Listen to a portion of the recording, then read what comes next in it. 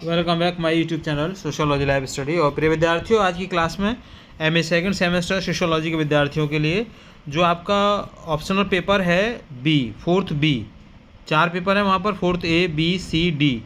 तो ए में medical sociology के बारे में मैंने कल आपको बताया था, और आज की क्लास में जो 4B अर्थात जिन विद्यार्थियों के पास में सोशियोलॉजी ऑफ मीडिया है उसके सिलेबस के बारे में हिंदी और इंग्लिश दोनों में ही डिस्कस करेंगे। तो सिलेबस को देख लेते हैं। सिलेबस में पहली यूनिट है जिसमें है what is mass media, components and basic concepts. A definition of mass media, B components of mass media, C basic concepts अर्थात जनसंचार माध्यम क्या है, यानी what is mass media.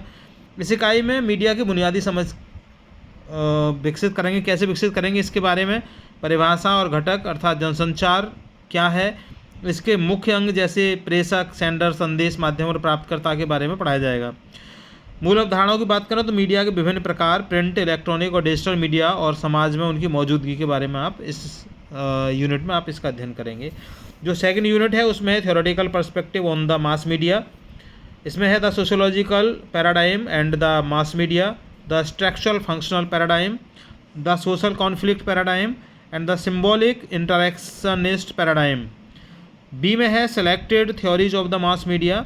Number 1 social learning theory, observational learning, modelling theory, the issues of media violence. Number 2 cultivation theory, extensive exposure to media television. Third socialisation theory and prolonged exposure to media. And number 4 agenda setting and audience orientation, use and gratification theory, the role of active audience. और number 6 में है systematic theory and information processing अर्थात media पर सैद्धांतिक दृष्टिकोण। ये unit सबसे महत्वपूर्ण है क्योंकि यहाँ हम समाजशास्त्री नज़रिए से मीडिया को देखेंगे या उसका अध्ययन करेंगे। समाजशास्त्री प्रतिमान के प्रकार्यवाद, मीडिया समाज में संतुलन कैसे बनाए रखता है। नंबर 2 में है संघर्ष सिद्धांत, मीडिया शक्तिशाली वर्गों के हाथ का खिलौना कैसे है, कैसे हम बताते हैं कि मीडिया एक खास वर्ग का बन के रह गया है। नंबर 3 में है प्रतीकात्मक अंतःक्रियावाद, मीडिया हमारे दैनिक जीवन के प्रतीकों को कैसे प्रभावित करता है। प्रमुख सिद्धांतों में एजेंडा सेटिंग अर्थात मीडिया कैसे तय करता है कि जनता किस मुद्दे पर बात करेगी। यूजेज एंड ग्रेटिफिकेशन अर्थात लोग अपनी ज़रूरतों के लिए मीडिया का इस्तेमाल कैसे करते हैं। और सोशल लर्निंग अर्थात हम मीडिया से व्यवहार करना कैसे सीखते हैं, जैसे फिल्मों से हिंसा सीखते हैं, चोरी सीखते हैं या अच्छाई सीखते हैं। यूनिट 3 में है functions of the mass media and audience orientation. Number 1 functions of mass media, manifest versus latent functions, the mass media as an agent of social control, dysfunctional mass media. B audience orientation of the mass media. Number 1 active versus passive audience. Number 2 the ideological impact, consequence of the active audience and the passive audience अर्थात media के कार्य और दर्शकों का रुझान। कार्य media के प्रत्यक्ष यानी मैनिफेस्ट कार्य क्या है और अप्रत्यक्ष प्रभाव क्या पड़ते हैं। क्या मीडिया सामाजिक नियंत्रण का साधन है या यह समाज में विकृति अर्थात डाई फंक्शंस भी फैलाता है।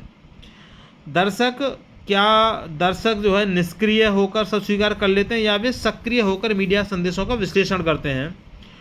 यूनिट 4 में होगा social constructionism and the mass media, theoretical basis, the social historical context. Number 1 the intended message, the targeted audience, and number 3 content analysis, number 4 contextual analysis.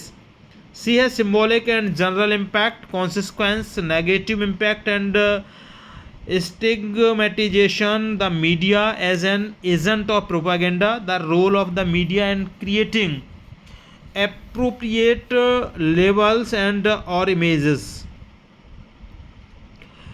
Unit 4 अर्थात सामाजिक निर्माणवाद और मीडिया।